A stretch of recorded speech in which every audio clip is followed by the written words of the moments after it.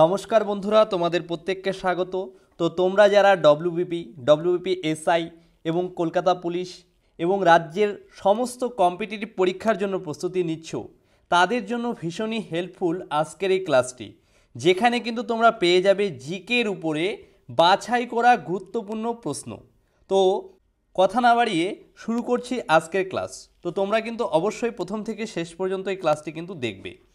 আচ্ছা, প্রথম প্রশ্ন দেখো কি বলেছে। ভারতের স্থায়ী গবেষণা কেন্দ্র, যেটা নাম হচ্ছে কি দক্ষিণ গঙ্গোত্রী, এটি কোথায় অবস্থিত? দেখো অপশনগুলোর মধ্যে এক্ষেত্রে কিন্তু সঠিক উত্তর হয়ে যাবে অপশন সি, আন্টার্কটিকায় কিন্তু অবস্থিত এই দক্ষিণ গঙ্গোত্রী। এটি হচ্ছে একটি স্থায়ী গবেষণা কেন্দ্র। আচ্ছা, ভীষণ ইম্পর্টেন্ট হচ্ছে এই কি পয়েন্টসগুলো।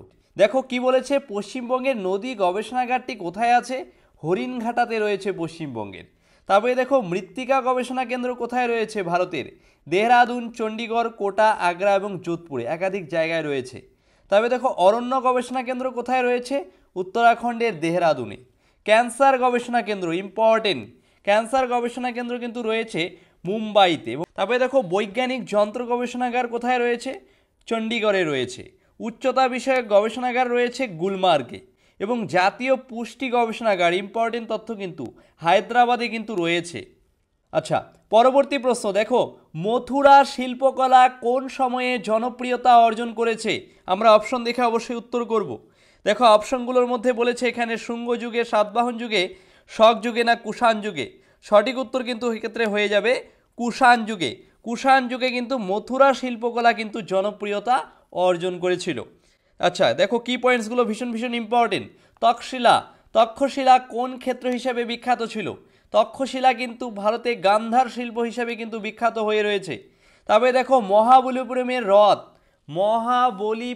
রথ মন্দিরগুলো নির্মাণকালে যে অঞ্চলে, সেই অঞ্চলে রাজত্ব করতেন কে? দেখো দ্বিতীয় নরসিংহ বর্মন কিন্তু রাজত্ব করত। মহাবলীপুরমের রথ মন্দিরগুলো যেগুলো নির্মাণকাল হয়েছিল সেই সময়কার। তারপরে দেখো রাজরাজেশ্বর মন্দিরটি কে তৈরি করেছিলেন? তিনি তৈরি করেছেন হলো প্রথম রাজরাজ। তারপরে দেখো কি বলেছে, খাজুরাহোর মন্দিরগুলি নির্মিত হয়েছিল যে সময়ে, তখন কোন বংশ সময়ে এই খাজুরাহো মন্দিরগুলো নির্মিত হয়েছিল? সেটা হচ্ছে চান্দেল বংশ, মানে চান্দেল্য বংশের সময় কিন্তু এই খাজুরাহের মন্দির কিন্তু তৈরি হয়েছে দক্ষিণ ভারতে। পরবর্তী প্রশ্ন দেখো, ইম্পর্টেন্ট একটি কোশ্চেন। অজন্তার গুহাচিত্রে নিম্নলিখিত কোন গ্রন্থের কাহিনী কিন্তু বর্ণিত রয়েছে? দেখো কোন গ্রন্থের কাহিনী বর্ণিত হয়ে রয়েছে? সেটা হচ্ছে জাতকের কাহিনী। অপশন সি সঠিক উত্তর। জাতকের কাহিনী অজন্তার গুহাচিত্রে কিন্তু বর্ণিত রয়েছে, মানে বর্ণনা করা হয়েছে। এবার দেখো এই যে জাতক কি? জাতক হলো ভারতীয় উপমহাদেশের সাহিত্যের একটি বিশাল অংশ, যা কিনা মূলত গৌতম বুদ্ধের পূর্ববর্তী জন্মের সাথে কিন্তু সম্পর্কিত। তারপরে দেখো ভারতের প্রাচীনতম গল্প সংগ্রহ, যার নাম হচ্ছে কি জাতক, যেটা কিনা পালি ভাষায় রচিত হয়েছে এবং যাকে জাতকথ্য বর্ণনা নামেও বলা হয়ে থাকে। এই যে জাতক ভগবান শাক্যমুনি বুদ্ধের পূর্বে জন্মের কাহিনী কিন্তু একটি সংকলন, জেনে রাখবে ভালো করে। বন্ধুরা আরেকটি কথা, WBP constable, SI and KP constable অধ্যায়ভিত্তিক সেরা প্রস্তুতি নিতে আমাদের হোয়াটসঅ্যাপ নাম্বারে একবার হোয়াটসঅ্যাপ করে নাও। গণিত, ইংরেজি, জিকে, রিজনিং প্রত্যেকটা বিষয়ে একদম অধ্যায় ধরে ধরে বেসিক লেভেল থেকে একদম প্রথম থেকে ক্লাস করানো হবে। মাসিক কোনো বেতন নেই, পরীক্ষা পর্যন্ত সেরা গাইডেন্স পাবে নতুন সিলেবাস অনুযায়ী। Live class, recorded class plus PDF all পাবে। একবার পেমেন্ট করলেই যতদিন না চাকরি পাচ্ছ ক্লাস করতে পারবে। One time payment. 5 জন আলাদা আলাদা টিচার্সের মাধ্যমে তোমাদের প্রত্যেকটি সাবজেক্ট ধরে ধরে অঙ্ক একদম যারা কিছুই বুঝতে পারো না তাদের জন্য জলের মতো সহজ করে বুঝিয়ে দেওয়া হবে। আমাদের কলকাতা পুলিশের এসআইতে আমরা 95% হুবহু প্রশ্ন কমন দিয়েছি প্রমাণসহ। সেই কমনের প্রমাণ পেতে তোমরা জয়েন করে নাও আমাদের টেলিগ্রাম চ্যানেলে বেঙ্গলি নলেজ একাডেমিতে, লিঙ্ক ইন ডেসক্রিপশন। এটি আমাদের 7 নম্বর ব্যাচ। প্রথম 100 জন 30% ডিসকাউন্ট পাবে। প্রথম 100 জন 30% ডিসকাউন্ট পাবে। তাই ভাই তোমার যদি একটি সিট এনি হাউ চাই, যেহেতু পশ্চিমবঙ্গ পুলিশ এবং কলকাতা পুলিশ দুটো ভ্যাকেন্সি বেরিয়েছে, তাই একটিতে না একটিতে কিন্তু তোমার হবেই। এবার যদি আমাদের কাছে প্রস্তুতি নাও 95% হুবহু কমন দেওয়ার দায়িত্ব আমাদের। তোমরা শুধু পড়াশোনা করবে। তো প্রস্তুতি নিতে হলে কিন্তু স্ক্রিনে দেওয়া নাম্বারে একবার অবশ্যই হোয়াটসঅ্যাপ করে নাও। একদম বেসিক থেকে ধরে ধরে প্রথম থেকে সমস্ত ক্লাস করানো হবে।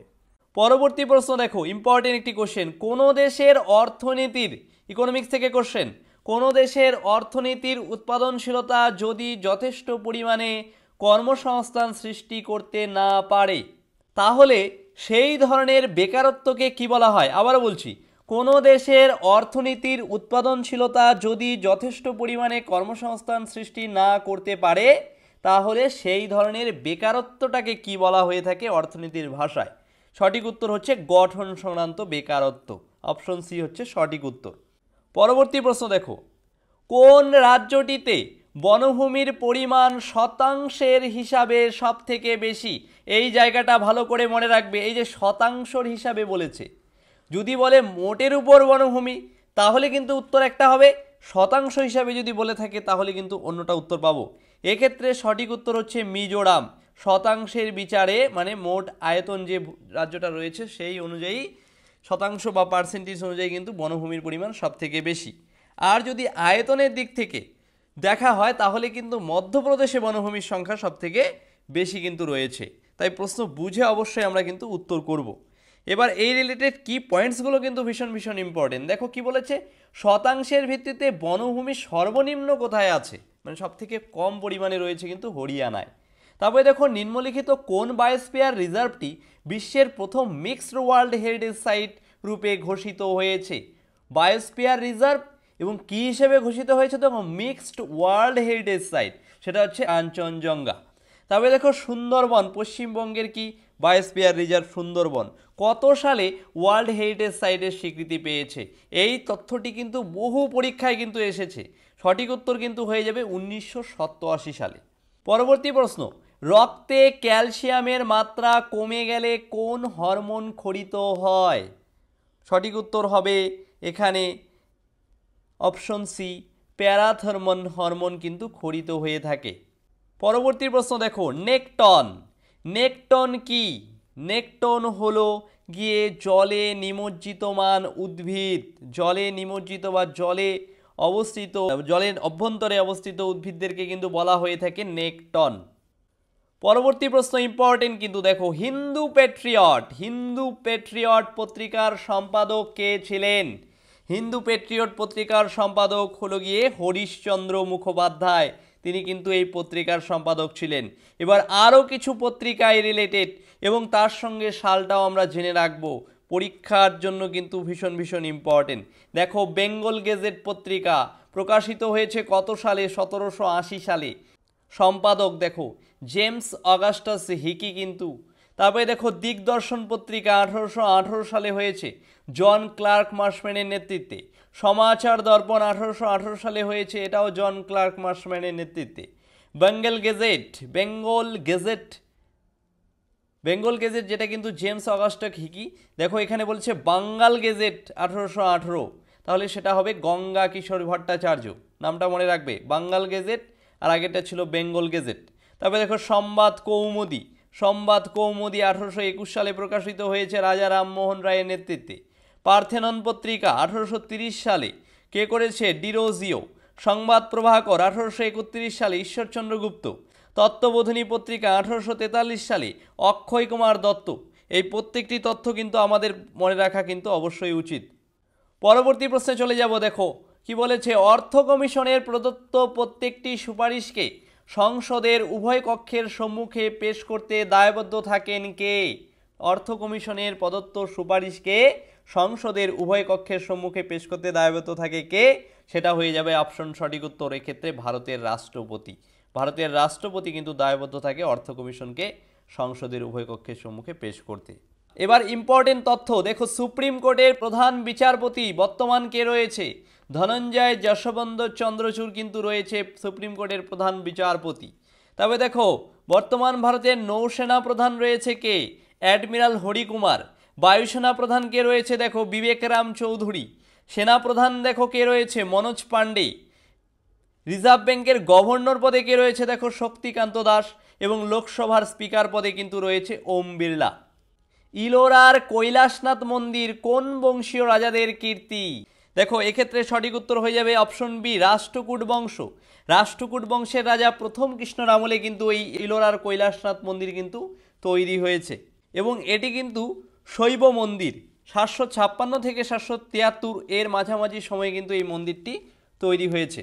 এবার আরও কিছু তথ্য দেখো, আরও কিছু মন্দির যেরকম বলছে উদয়গিরি খণ্ডগিরি গুহা রয়েছে কোথায়? খারবেলে। কোথায় অবস্থিত? উড়িষ্যাতে। তবে দেখো অজন্তা গুহা গুপ্ত শাসকদের আমলে তৈরি হয়েছে, মহারাষ্ট্রে রয়েছে। বিবি কা মকবারা ঔরঙ্গজেবের আমলে তৈরি, মহারাষ্ট্রে রয়েছে। চারমিনার দেখো কার আমলে তৈরি? ওয়ালি কুতুব শাহের আমলে তৈরি, হায়দ্রাবাদে রয়েছে। কুতুব মিনার কুতুবউদ্দিন আইবকের আমলে তৈরি, নতুন দিল্লিতে রয়েছে কিন্তু। ইন্ডিয়া গেট ইংরেজদের আমলে তৈরি, নিউ দিল্লিতে রয়েছে। ভিক্টোরিয়া মেমোরিয়াল ইংরেজদের আমলে তৈরি, কোথায় রয়েছে? কলকাতায়। মীনাক্ষী মন্দির প্রথম সদয় বর্মনের আমলে তৈরি, মাদুরাইয়ে রয়েছে।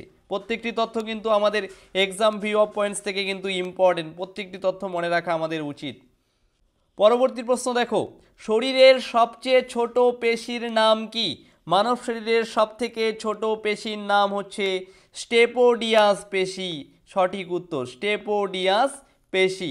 এবার দেখো আরও কিছু তথ্য, সবথেকে ছোট পেশি আমরা তো জেনে নিলাম স্টেপোডিয়াস। এবার দেখো সবথেকে বড় শিরাটির নাম কি? Inferior vena CAVA. সবথেকে বড় ধমনীর নাম কি? অ্যাউটা। সবথেকে বড় শক্তিশালী স্নায়ুটির নাম হচ্ছে কি? সায়াটিক স্নায়ু। সবথেকে বড় ত্বকের অঙ্গের নাম কি মানবদেহের? সেটার নাম হচ্ছে ত্বক। তবে সবথেকে পাতলা ত্বকের নাম হচ্ছে চোখের কনজাংটিভা, চোখের কনজাংটিভা। তবে দেখো পালস বা হৃৎপিণ্ডের গতি কত হয়ে থাকে স্বাভাবিকভাবে? মিনিটে 72 বার। ক্ষুদ্রতম অন্তঃক্ষরা গ্রন্থিহীন মানুষের দেহের নাম কি? সেটার নাম হচ্ছে পিনিয়াল বডি। সর্ববৃহৎ পৌষ্টিক গ্রন্থিটির নাম কি মানবদেহে? যকৃৎ। প্রত্যেকটি তথ্য কিন্তু মনে রাখবে ভালো করে। তারপর ক্ষুদ্রতম পৌষ্টিক গ্রন্থি, সেটা নাম হচ্ছে অক্সেন্টিক গ্রন্থি। পরবর্তী প্রশ্ন, আলোক রাসায়নিক বিক্রিয়ায় ধোঁয়াশা সৃষ্টি করে, তার কারণ কি? ধোঁয়া সৃষ্টিকারক যে উপাদান সেটার নাম হচ্ছে অ্যাসবেস্টস। পরবর্তী ভীষণ ইম্পর্টেন্ট, নদী তীরবর্তী শহর, পরীক্ষায় আসে প্রশ্নগুলো। কোটা শহরটি দেখো কোন নদীর তীরবর্তী শহর বলেছে? এক্ষেত্রে সঠিক উত্তর হচ্ছে অপশন এ, চম্বল নদীর তীরবর্তী শহর হচ্ছে কোটা শহরটি। এবার আরও কিছু শহর এবং তার পাশে কোন নদী রয়েছে বা নদী বয়ে গিয়েছে সেগুলো আমরা জেনে রাখবো। যেমন দেখো মুর্শিদাবাদ শহরের উপর দিয়ে বয়ে গিয়েছে হুগলি নদী, হাজিপুর শহরের উপর দিয়ে গঙ্গা নদী, নেল্লোরের উপর দিয়ে পেন্না নদী, কোয়েম্বাটুর দিয়ে নয়াল নদী, চেন্নাইয়ে রয়েছে কুয়ম আদিয়ার নদী, মাদুরাইয়ে রয়েছে ভাইগাই নদী, রাউরকেল্লায় রয়েছে ব্রাহ্মণী নদী এবং মথুরায় কিন্তু রয়েছে যমুনা নদী। পরবর্তী প্রশ্ন দেখো, কাউন্সিল অফ স্টেটস কোন দেশের পার্লামেন্টের অংশ? কাউন্সিল অফ স্টেটস হচ্ছে আয়ারল্যান্ডের পার্লামেন্টের কিন্তু একটি অংশ। এবার আরও কিছু পার্লামেন্টের অংশ আমরা জেনে নেব বিভিন্ন দেশের। যেমন দেখো সেনেট কোন দেশের পার্লামেন্টের অংশ? সেনেট মার্কিন যুক্তরাষ্ট্রের। বাংলাদেশের পার্লামেন্টের অংশের নাম হচ্ছে জাতীয় সংসদ। পাকিস্তানের রয়েছে জাতীয় পরিষদ বা সিনেট। আফগানিস্তানের রয়েছে ন্যাশনাল অ্যাসেম্বলি। চীনের রয়েছে ন্যাশনাল পিপলস কংগ্রেস। অস্ট্রেলিয়ার রয়েছে ফেডারেল পার্লামেন্ট। কানাডার রয়েছে পার্লামেন্ট। জাপানের রয়েছে ডায়েট। রাশিয়ার রয়েছে ফেডারেল অ্যাসেম্বলি। স্পেনের রয়েছে কোর্টেস জেনারেল এবং ফ্রান্সের কিন্তু রয়েছে ন্যাশনাল অ্যাসেম্বলি। পরবর্তী প্রশ্ন দেখো, টোডা উপজাতির মানুষদের বসবাস দেখতে পাওয়া যায় ভারতের কোথায়? সেটা সঠিক উত্তর হয়ে যাবে নীলগিরি পর্বতমালা অঞ্চলে কিন্তু এই ধরনের উপজাতির মানুষদের বসবাস দেখতে পাওয়া যায়। পরবর্তী প্রশ্ন দেখো, একাডেমিক অ্যাসোসিয়েশনের প্রতিষ্ঠাতা কে করেছিলেন? একাডেমিক অ্যাসোসিয়েশনের প্রতিষ্ঠা কিন্তু করেছে ডিরোজিও। কে করেছে? ডিরোজিও। এবার আরও কিছু প্রতিষ্ঠাতা জেনে নেব। যেমন দেখো স্কুল বুক সোসাইটি প্রতিষ্ঠা কে করেছে? David Hare. ডন সোসাইটিকে প্রতিষ্ঠা করেছে সতীশচন্দ্র মুখোপাধ্যায়। সায়েন্টিফিক সোসাইটি প্রতিষ্ঠা করেছে সৈয়দ আহমেদ খান। সোশ্যাল সার্ভিস লীগ প্রতিষ্ঠা করেছে NM জোশী। বহিষ্কৃত হিতকরণী সভা প্রতিষ্ঠা করেছে দেখো BR Ambedkar. Independent labour party প্রতিষ্ঠা করেছে আবার কে? BR আম্বেদকর। পরবর্তী প্রশ্ন দেখো, নিচের যে গ্যাসে সামান্য আষ্টে গন্ধ পাওয়া যায় সেই গ্যাসটির নাম কি? এটা সঠিক উত্তর হবে ফসফিন গ্যাস। ফসফিন গ্যাস হচ্ছে আষ্টে গন্ধযুক্ত এক ধরনের গ্যাস। তার পরবর্তী প্রশ্ন ভীষণ ভীষণ ইম্পর্টেন্ট, আইন অমান্য আন্দোলন, ইতিহাসে উল্লেখ রয়েছে আইন অমান্য আন্দোলন, কংগ্রেসের কোন অধিবেশনে এই আন্দোলনের প্রস্তাবকে অনুমোদন করা হয়েছিল? সেটা হচ্ছে লাহোর অধিবেশন। কোন অধিবেশন? লাহোর অধিবেশন। এবার এই দেখো আরও কিছু আইন, সেই সমস্ত আইন এবং আন্দোলন তার সঙ্গে নেতৃত্ব কারা রয়েছে আমরা কিন্তু জেনে রাখব। যেমন দেখো আইন অমান্য আন্দোলন 1930 সালে হয়েছিল, এই আন্দোলনের নেতৃত্ব দিয়েছে কে? মহাত্মা গান্ধী। সারা ভারত কিষাণ সভা, এর নেতৃত্ব দিয়েছে কে? দেখো স্বামী সহজানন্দ 1936 সালে। ভারত ছাড়ো আন্দোলন 1942 সালে, আন্দোলনের নেতৃত্ব দিয়েছে কে? দেখো মহাত্মা গান্ধী। তেভাগা আন্দোলন 1946, বাংলার অজিত বসু, বিষ্ণু চট্টোপাধ্যায়, ইলা মিত্র এরা কিন্তু এই তেভাগা আন্দোলনের সঙ্গে কিন্তু ছিলেন। তেলেঙ্গানায় দেখো তেলেঙ্গানা বিদ্রোহ হয়েছিল 1946 সালে। অন্ধ্রপ্রদেশ কি করেছে? বিরোধিতা করেছে।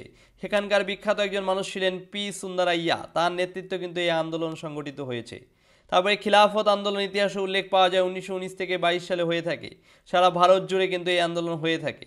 তবে দেখো মহাত্মা গান্ধী, লিয়াকত আলী, সৈকত আলী হচ্ছে এই আন্দোলনের সঙ্গে যুক্ত বিখ্যাত ব্যক্তিবর্গ। তারপর দেখো অসহযোগ আন্দোলন 1920 থেকে 1922 সালে হয়েছিল, মহাত্মা গান্ধী। পরবর্তী প্রশ্ন দেখো, কালো টাকা বা ব্ল্যাক মানি, সাম্প্রতিক তথ্য, কালো টাকা বা ব্ল্যাক মানি বলতে কি বোঝায়? অপশনগুলোর মধ্যে ভালো করে পড়ে নেব। জাল টাকা, চিটফান্ড থেকে টাকা, অসৎ পথে টাকা, না যে উপার্জিত অর্থের কোনো কর প্রদান করা হয় না সেই অর্থকেই বলা হয়ে থাকে কি? ব্ল্যাক মানি বা কালো টাকা। মনে রাখবে তথ্যটি।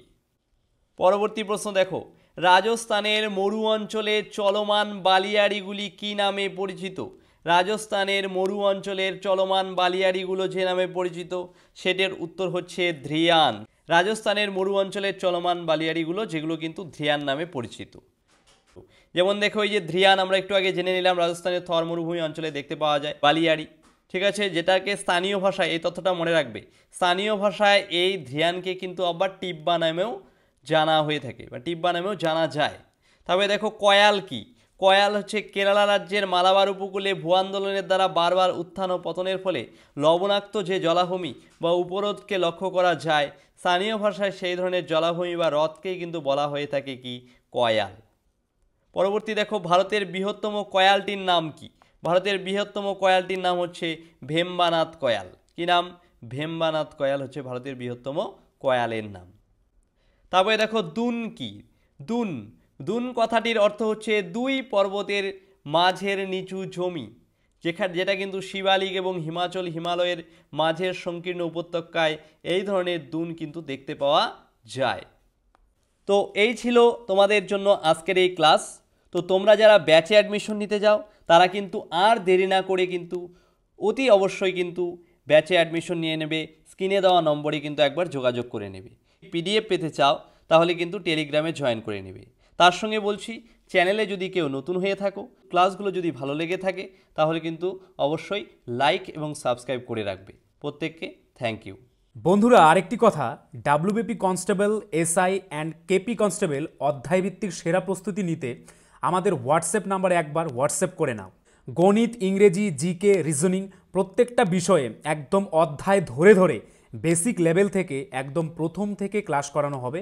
মাসিক কোনো বেতন নেই, পরীক্ষা পর্যন্ত সেরা গাইডেন্স পাবে নতুন সিলেবাস অনুযায়ী। Live class, recorded class plus PDF all পাবে। একবার পেমেন্ট করলেই যতদিন না চাকরি পাচ্ছ ক্লাস করতে পারবে। One time payment.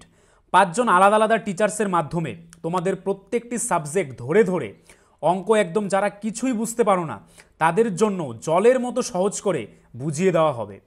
আমাদের কলকাতা পুলিশের এসআইতে আমরা 95% হুবহু প্রশ্ন কমন দিয়েছি প্রমাণসহ। সেই কমনের প্রমাণ পেতে তোমরা জয়েন করে নাও আমাদের টেলিগ্রাম চ্যানেলে বেঙ্গলি নলেজ একাডেমিতে, লিঙ্ক ইন ডেসক্রিপশন। এটি আমাদের 7 নম্বর ব্যাচ। প্রথম 100 জন 30% ডিসকাউন্ট পাবে। প্রথম 100 জন 30% ডিসকাউন্ট পাবে। তাই ভাই, তোমার যদি একটি সিট এনি হাউ চাই, যেহেতু পশ্চিমবঙ্গ পুলিশ এবং কলকাতা পুলিশ দুটো ভ্যাকেন্সি বেরিয়েছে, তাই একটিতে না একটিতে কিন্তু তোমার হবেই এবার। যদি আমাদের কাছে প্রস্তুতি নাও, 95% হুবহু কমন দেওয়ার দায়িত্ব আমাদের। তোমরা শুধু পড়াশোনা করবে। তো প্রস্তুতি নিতে হলে কিন্তু স্ক্রিনে দেওয়া নাম্বারে একবার অবশ্যই হোয়াটসঅ্যাপ করে নাও। একদম বেসিক থেকে ধরে ধরে প্রথম থেকে সমস্ত ক্লাস করানো হবে।